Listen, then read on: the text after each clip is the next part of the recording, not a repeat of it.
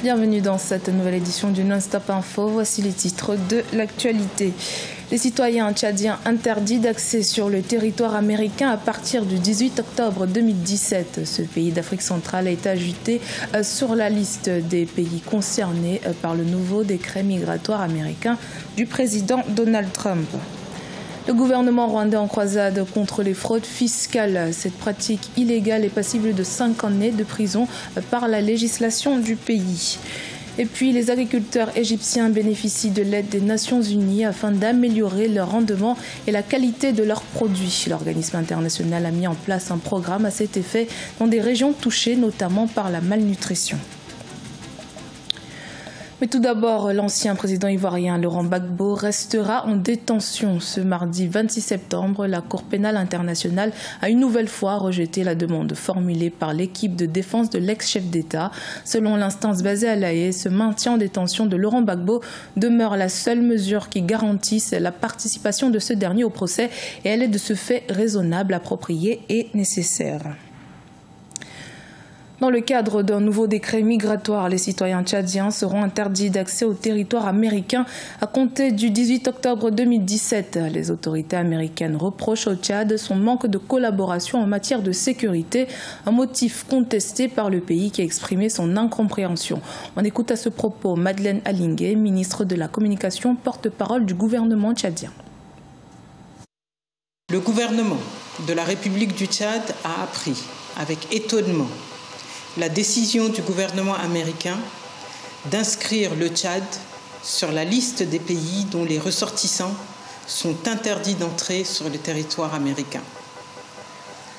Tout en prenant acte de cette décision, le gouvernement tchadien exprime son incompréhension face aux motifs officiels sous-tendant cette décision.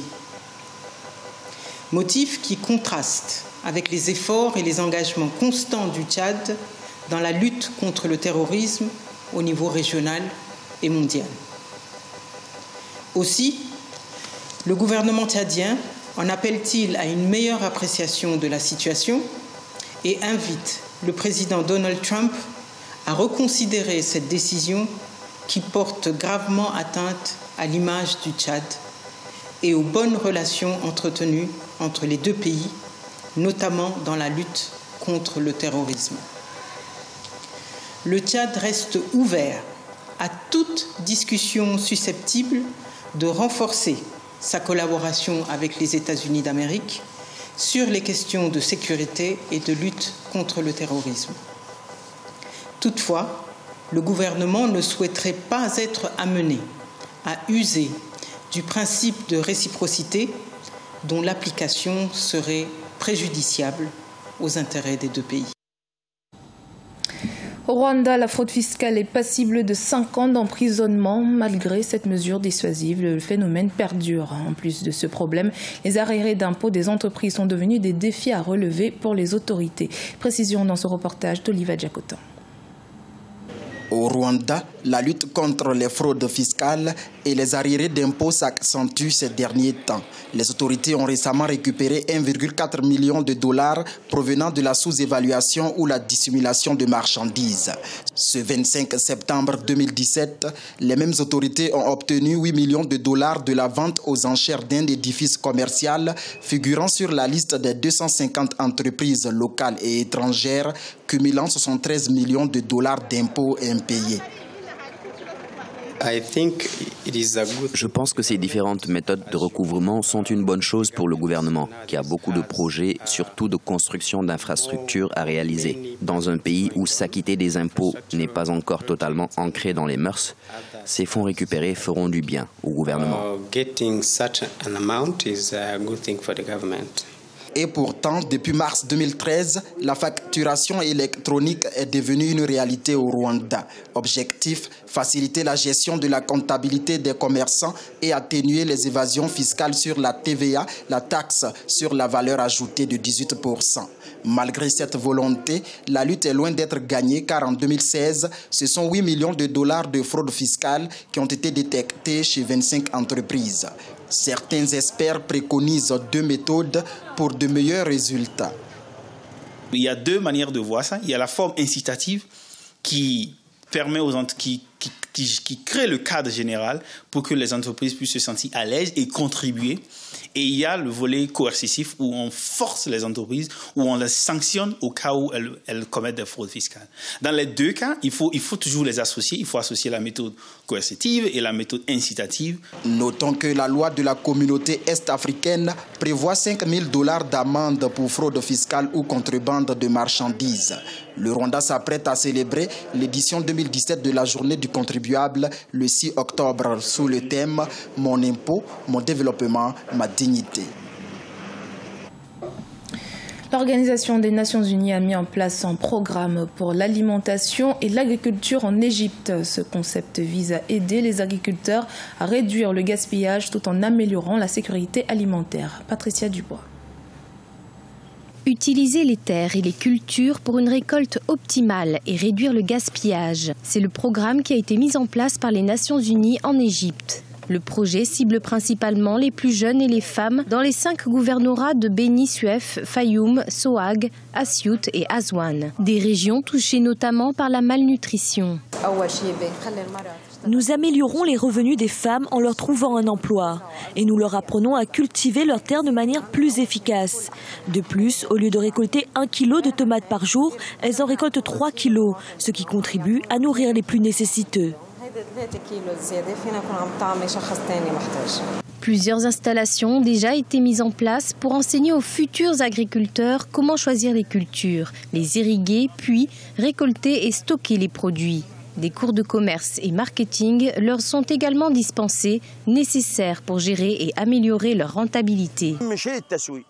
Le plus important, c'est le marketing. Ils doivent me garantir que mon droit est conservé en tant que fermier. Je ne veux pas que des industriels et des exportateurs prennent ce qui me revient de droit. Le gouvernement doit faire le lien entre l'exportateur et le producteur. Nous avons suivi la procédure, mais pour le moment, il n'y a absolument aucun suivi.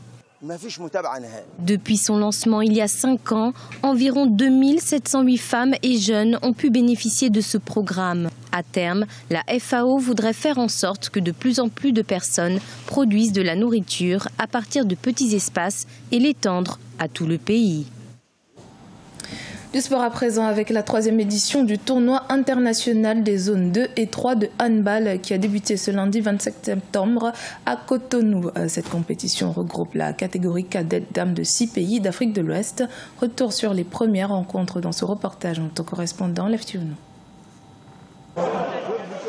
Les handballeuses cadettes de la sous-région ouest-africaine se défient à Cotonou, la capitale économique du Bénin. Les sélections nationales cadettes du Bénin, du Togo, du Ghana, du Niger, du Burkina Faso et du Mali participent du 25 au 29 septembre 2017 à la 3e édition du tournoi international des zones 2 et 3 de handball. Les écureuils dames se sont affirmées au cours du match d'ouverture du tournoi. Elles ont dominé leurs homologues du Niger par un score de 26-11. Dans l'Afrique de l'Ouest, on est en train de progresser parce que si vous voyez, avant, nous avons des problèmes, c'est chaque fois de l'autre côté, vers Angola, vers Cameroun. Mais maintenant, dans les 3 ou 4 ans qui ont passé, notre handball est en train de progresser. Si on prend l'exemple de l'équipe féminine du Bénin et celle comment on appelle ça, Nigeria. Donc moi je pense que c'est déjà bien et on va continuer, Inch'Allah, on va continuer à travailler. Le Burkina Faso et le Ghana se sont largement imposés face à leurs challengers pour le compte de cette première journée. Les Burkinabés ont mené les Togolaises 44-10 et le Ghana a dominé le Mali 37-16. Les objectifs de cette compétition, c'est de prouver d'abord à la Confédération africaine de handball que nos infrastructures ont été mises maintenant dans les normes et que nous pouvons abriter des compétitions. Parce que ça fait plusieurs années que le Bénin n'a pu abriter des compétitions, faute de salles. Autre chose, c'est de préparer la relève. Au total, 139 buts ont été marqués au cours de la première journée de cette compétition des cadettes handballeuses. 3 confrontations meubleront la 2e journée. Elle mettra aux prises le Togo au Niger, le Burkina Faso sera face au Ghana et le Bénin tentera de défier le Mali. Cette compétition permet aux handballeuses cadettes de l'Afrique de l'Ouest de se révéler davantage. C'était le journal de la rédaction. Merci de votre fidélité. Dans un instant, une nouvelle édition de l'actualité sur Africa 24.